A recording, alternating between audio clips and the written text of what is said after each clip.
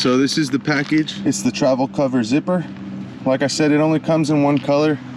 We have the green tint, but it's no worries because after we replace this, you're not even gonna see the blue, so we'll go ahead and get started. I wanted to show you guys how this zipper actually connects in here. So there's a track system. So basically this thing is just gonna go ahead and, we're gonna go ahead and slide it out. And I'm able to do this with one hand, so you can already see what's happening here.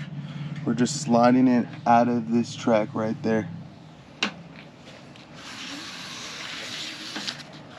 Nice and easy. Okay, so when putting on your new zipper, you need to be mindful that if this section here is the side that goes on, right, it's gonna go in. We actually need to thread this from the other side in order to get it to stay here. You can see how easy it slots in.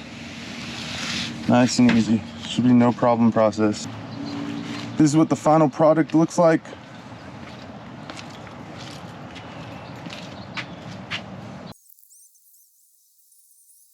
So I wanted to give a shout out to Tepui Kukenam customer support. Thank you guys so much.